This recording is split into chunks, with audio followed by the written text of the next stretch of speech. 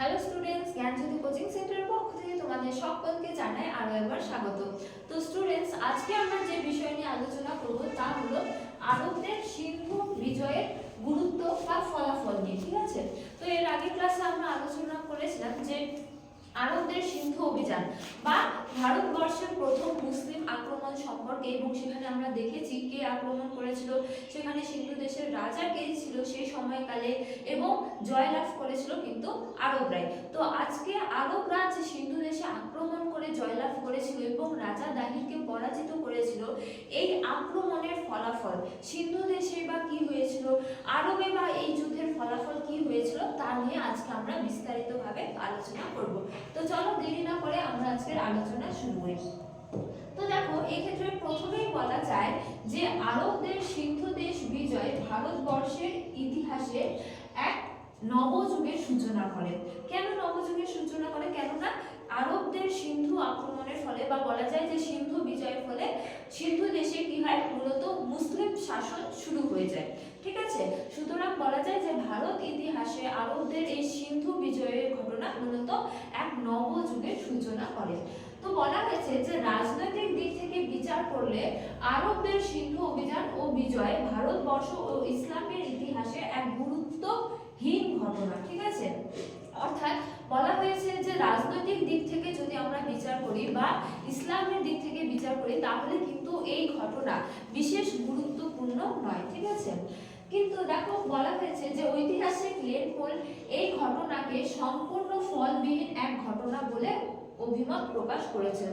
অর্থাৎ এই আক্রমণের ফলাফল একেবারে শূন্য বলে তিনি অভিহিত করেছেন।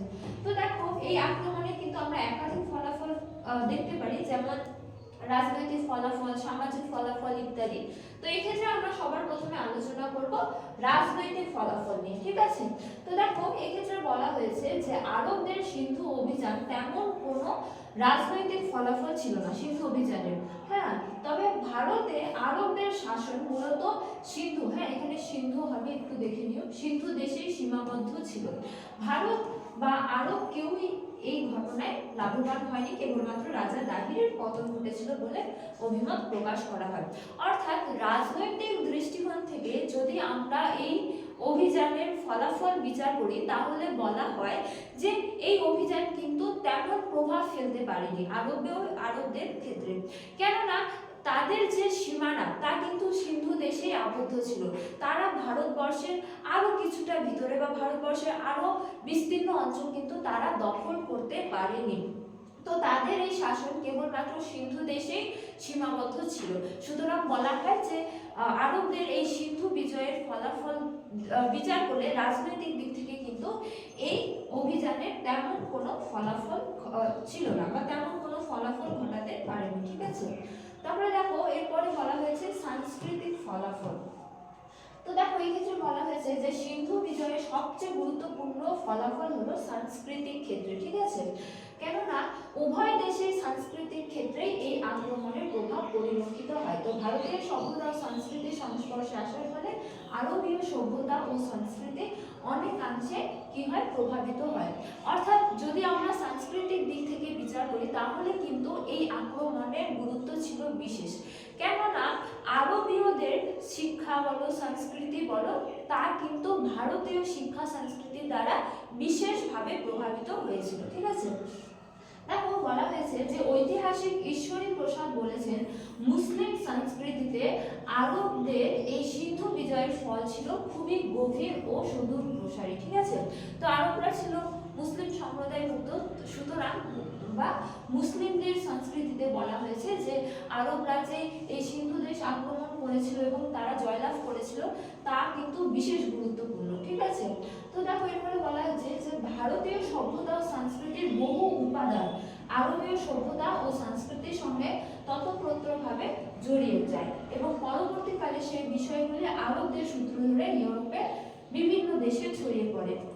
অর্থাৎ বলা হয়েছে যে আরবরা যখন আমাদের সিন্ধু দেশ বা ভারতবর্ষের সিন্ধু দেশে আক্রমণ করেছিল বা জয়লাভ করেছিল, তখন কিন্তু এই জয়লাভ সাংস্কৃতিক দিক থেকে বিশেষ গুরুত্বপূর্ণ ছিল।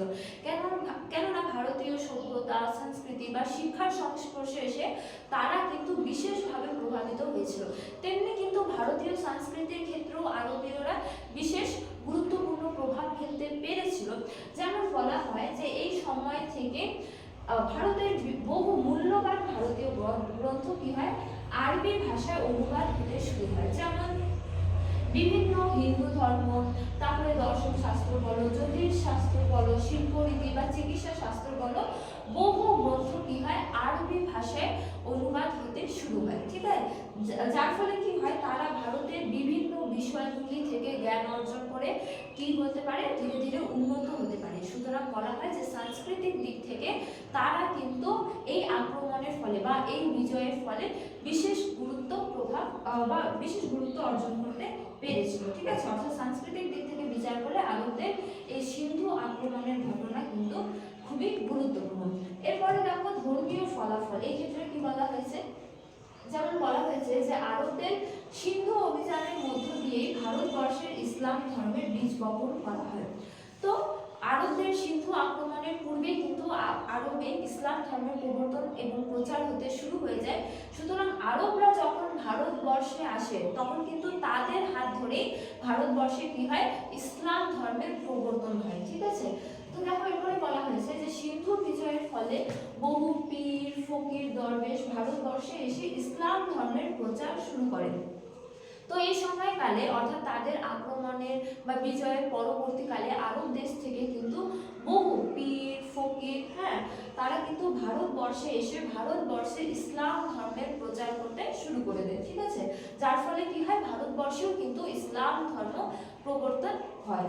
তারপরে দেখো বলা হয়েছে যে আরবীয়রা এদেশে একেশ্বরের বাণী প্রচার করে এবং এই সময় থেকে মুসলিমদের সংখ্যা দ্রুত বৃদ্ধি পেতে থাকে। তো এর ফলে কি হয়, ভারতের বহু হিন্দু সম্প্রদায় কি হয়ে যায়, ইসলাম ধর্মে ধর্মান্তরিত হতে শুরু হয়ে যায়। যার ফলে কি হয়, ভারতবর্ষে মুসলিমদের সংখ্যা কি হয়ে যায়, বৃদ্ধি পেতে থাকে আর কি। তারপরে বলা হয়েছে যে ঐতিহাসিক A.L. শ্রীবাস্তব যথার্থই বলেছেন যে আরবদের সিন্ধু বিজয়ের ভারতবর্ষে ইসলামের বীজ বপনের ক্ষেত্র রচিত করে দেয় এবং যা ভবিষ্যৎ আক্রমণকারীদের উত্তর পশ্চিম ভারতে আক্রমণের উৎসাহ প্রদান করে। অর্থাৎ এই সময় কিন্তু বহু ভারতীয়দের বা বহু ভারতীয় হিন্দু সম্প্রদায়ে ইসলাম ধর্মে ধর্মান্তরিত করা হয়েছিল আর কি। যারা খুশি মতো হয়ে যেত তারা ইসলাম হয়ে যেত বা মুসলিম হয়ে যেত আর কি হিন্দু থেকে, কিন্তু যারা হিন্দুই থেকে যেত তাদের কাছ থেকে কিন্তু জিজিয়া করও আদায় করা হতো। সুতরাং ঐতিহাসিক A.L. শ্রীবাস্তব এই ক্ষেত্রে বলেছেন যে আরবদের এই আক্রমণ ভারতবর্ষে কি হয়, মুসলিম ধর্মের প্রচারের ক্ষেত্রে বিশেষ গুরুত্বপূর্ণ প্রভাব ফেলে এবং তার পাশাপাশি কি করে, বহু বিদেশি, বিশেষ করে উত্তর পশ্চিম থেকে বহু বিদেশি আক্রমণকারীদের কি করে দেয়, পথ সুগম করে দেয়। ঠিক আছে, সুতরাং ধর্মীয় দিক থেকে বিচার করলেও কিন্তু আরবদের এই সিন্ধু বিজয়ের ঘটনা কিন্তু বিশেষ গুরুত্বপূর্ণ। তারপরে দেখো সামাজিক ফলাফল বা সামাজিক ক্ষেত্রে এই অভিযানের কি ফল হয়েছিল তা দেখো কি বলা হয়েছে যে আরবদের সিন্ধু বিজয়ের ফলে আরবগণ হিন্দু সম্প্রদায়ের সংস্পর্শে আসে। ঠিক আছে, এবং বহু মুসলিম এই সময় কি হয়, হিন্দু রমণীদের বিবাহ করেন, ফলে দুটি জাতির সংমিশ্রণ ঘটে।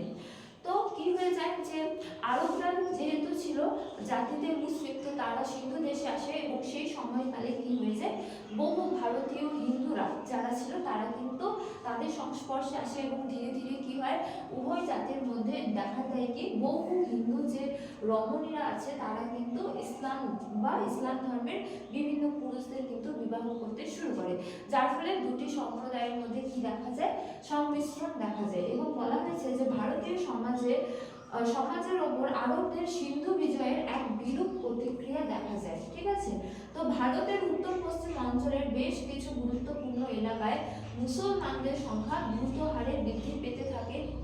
অর্থাৎ বহু কি হয়ে যায়, ভারতীয় ধীরে ধীরে ইসলাম ধর্ম গ্রহণ করতে করতে শুরু করে, যার ফলে কি হয় মুসলমানদের সংখ্যা কিন্তু বৃদ্ধি পেতে থাকে এবং উত্তর পশ্চিম এলাকায় কি হয়েছে বহু মসজিদ মাদ্রাসা গড়ে উঠতে দেখা যায়। ইসলাম ধর্মের প্রচারের উদ্দেশ্যে ধীরে ধীরে কিন্তু বহু মসজিদ বলো বা মাদ্রাসা বলো গড়ে উঠতে থাকে, বিশেষ করে ভারতের উত্তর পশ্চিম এলাকায়।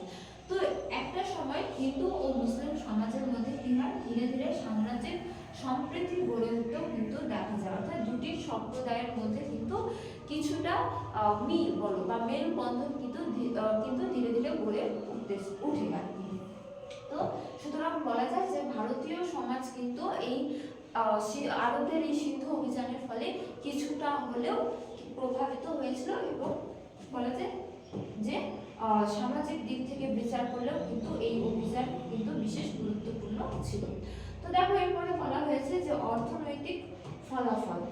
তো এক্ষেত্রে বলা হয়েছে যে আরবদের সিন্ধু বিজয়ের অর্থনৈতিক ফলাফল বেশ সুদূর প্রসারী ছিল, অর্থাৎ অর্থনৈতিক দিক থেকেও কিন্তু আরবদের এই সিন্ধু বিজয় কিন্তু বিশেষ গুরুত্বপূর্ণ ছিল। যেমন আরবীয়রা ছিল মূলত বণিক সম্প্রদায়, আরবদের ব্যবসা বাণিজ্য জলপথ স্থলপথ উভয় পথে পরিচালিত হতো এবং আরবীয় বণিকরা ভারতীয় পশ্চিম উপকূলের বিভিন্ন বন্দরগুলিতে ব্যবসা বাণিজ্যের উদ্দেশ্যে আসা যাওয়া করত এবং এই ব্যবসা বাণিজ্যের ফলে উভয় দেশের মানুষজন কি হয় আর্থিকভাবে লাভবান হয়। অর্থাৎ আরবরা যে ভারতে এসেছিল তারা কিন্তু বিশেষত বণিক ছিল, তারা ব্যবসা বাণিজ্য কিন্তু তাদের ব্যবসা বাণিজ্য কি হয় সিন্ধু আক্রমণের ফলে বা সিন্ধু বিজয়ের ফলে তাদের এই ব্যবসা বাণিজ্য ধীরে ধীরে আরো উন্নত হতে থাকে এবং ব্যবসা বাণিজ্যের ফলে অর্জিত মুনাফা বলো বা রাজস্বের হারে তারা যে রাজস্ব আদায় করত তা কিন্তু ধীরে ধীরে তারা আরবে কিন্তু পাচার করতো, যার ফলে আরবেও উন্নত হতো এবং ব্যবসা বাণিজ্যের ফলে ভারতের এই সিন্ধু দেশও কিন্তু লাভবান হয়েছিল, কেননা ব্যবসা বাণিজ্যের দিক থেকে এই সিন্ধু দেশ গুরুত্বপূর্ণ হয়ে উঠেছিল। তো সর্বশেষে বলা যায় যে রাজনৈতিক দিক থেকে যদি বিচার করা যায় তাহলে কিন্তু এই যে অভিযান বা আরবদের সিন্ধু বিজয় তার কিন্তু বিশেষ কোনো প্রভাব ছিল না, কিন্তু সামাজিক দিক থেকে অর্থনৈতিক দিক থেকে এই আক্রমণের কিন্তু বিশেষ প্রভাব পরিলক্ষিত হয়। তো স্টুডেন্টস এই ছিল আজকের আলোচনার বিষয়। ক্লাসটি শেষ করার পূর্বে তোমাদের ছোট্ট একটা ইনফরমেশন দিয়ে রাখি, তোমরা স্ক্রিনে দুটো নম্বর দেখতে পাচ্ছ, তা হলো 6295916282, এছাড়া 7076398606। তো এই দুটো নাম্বার হলো আমাদের coaching centre official helpline number. তোমরা যারা চাইছো তোমরা আমাদের সাথে ক্লাস করবে, অনলাইনে যুক্ত হবে, তোমরা কিন্তু দেরি না করে এই দুটো নাম্বারের মধ্যে যে কোনো একটিতে যোগাযোগ করে আমাদের সাথে যুক্ত হতে পারো। তো আজকের ক্লাস এতটাই, তোমাদের সাথে দেখা হবে পরবর্তী ক্লাসে। ততক্ষণ তোমরা সকলেই ভালো থাকো, সুস্থ থাকো। Thank you.